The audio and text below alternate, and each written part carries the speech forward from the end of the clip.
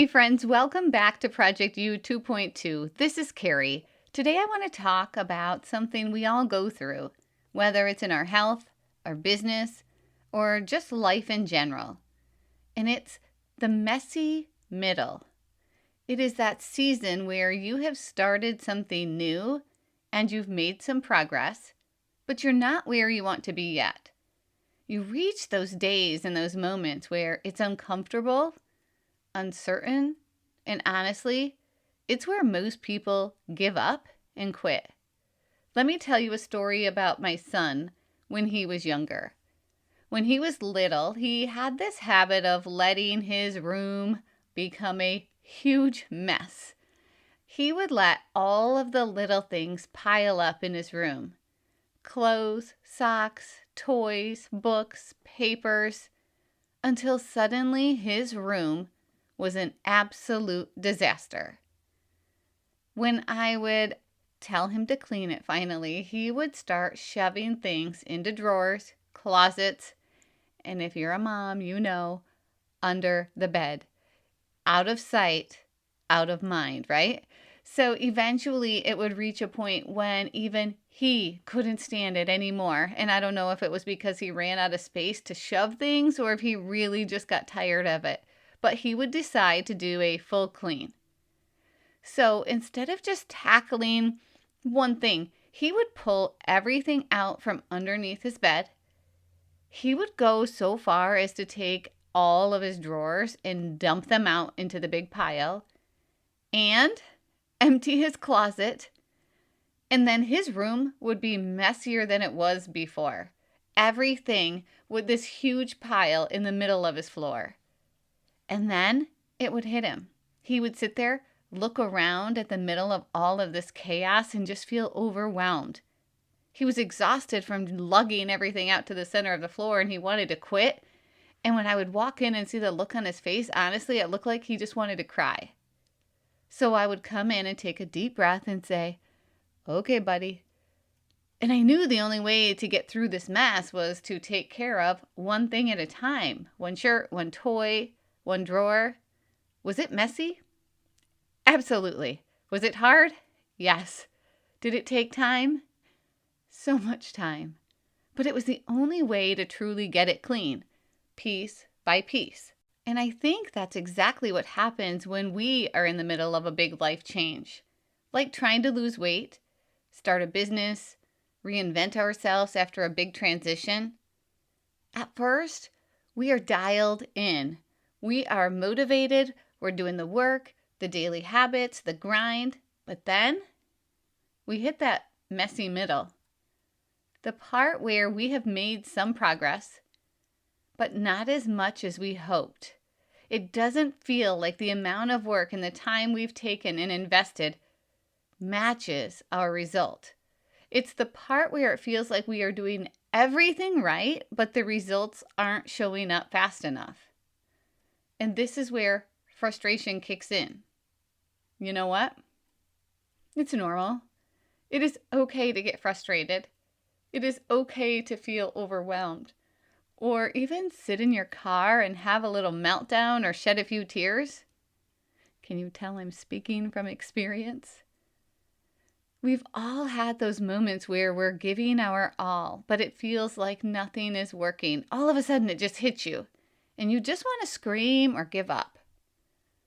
When I was on my weight loss journey, there were moments when my habits were dialed in, the process started feeling easy, and then there were days when I would do everything right, step on the scale, and gain a pound. I wanted to throw that scale in the garbage. I would step on it. You probably know this drill. I would reset it thinking like there was a mistake. Step on it again. Same number. Or sometimes it would even go up 0.2 of a pound. It was maddening. And then there were the days that I would eat one little thing off plan and suddenly the scale would jump. And not in the direction I wanted it to. And so I would question why I was even trying. But what I learned was that the scale did not tell the whole story. All of those small choices, even when they felt pointless, they added up. After 5 months of showing up, through plateaus, some tears, lots of frustration, I was down 50 pounds. That transformation did not come from motivation.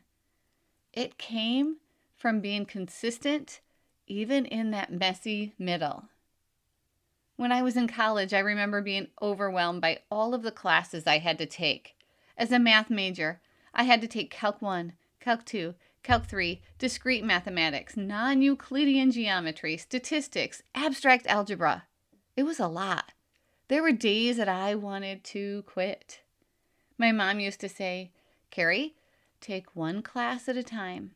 She didn't minimize the hard stuff, but she reminded me to break it down. So I learned to make checklists.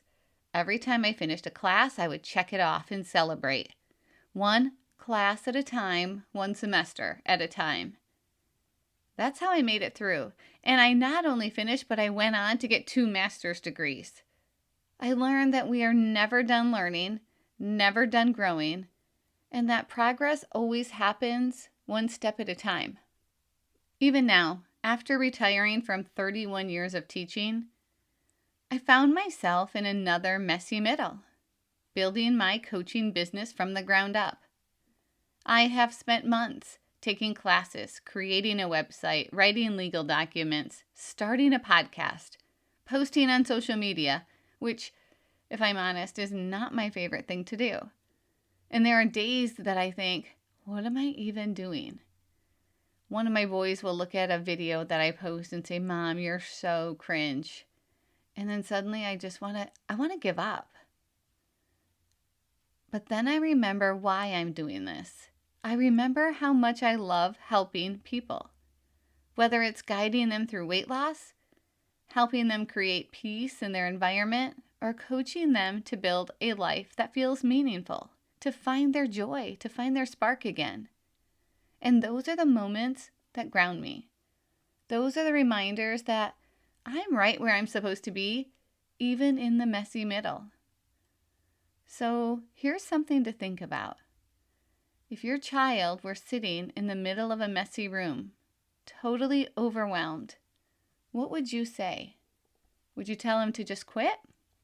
Would you tell them, "Don't worry, it'll get better eventually"? Of course not. You would sit beside them and you would say, "You can do this. Let's start with one thing, one drawer, one step." And that's exactly what we need to do for ourselves.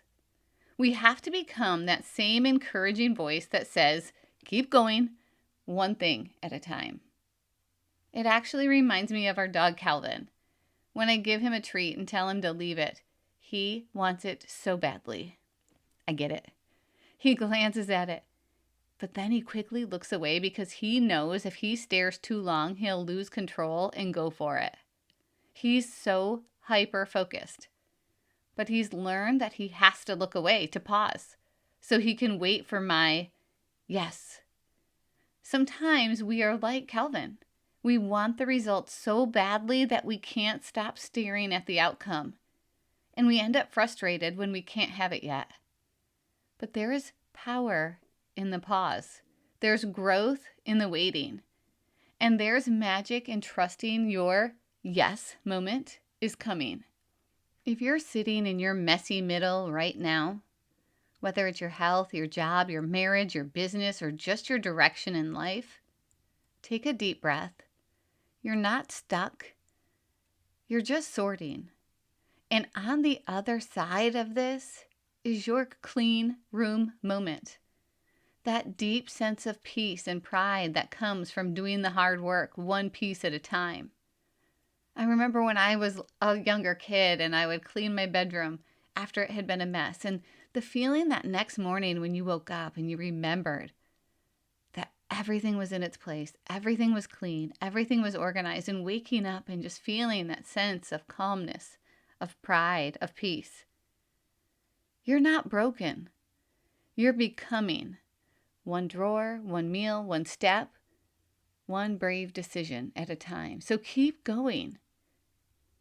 And if you're in the middle of a messy situation where you feel defeated and you feel like whatever you are working on is too hard and you want to give up and it just feels so hard, take a breath. Don't you dare give up. And try not to put such a big emphasis on the end goal, because the journey is where your growth happens. And when you do get to that treat at the end, you can look back and just see how much you have learned. You can see your progress. Chart it. Chart your progress. For me, it was looking back and having my weight loss and sometimes, honestly, my weight gain journaled every week for me to look back at, to see how far you have come. And don't forget to celebrate those moments every time you have a win, even if it's a small win. We all need that little cheerleader inside of us, cheering us on.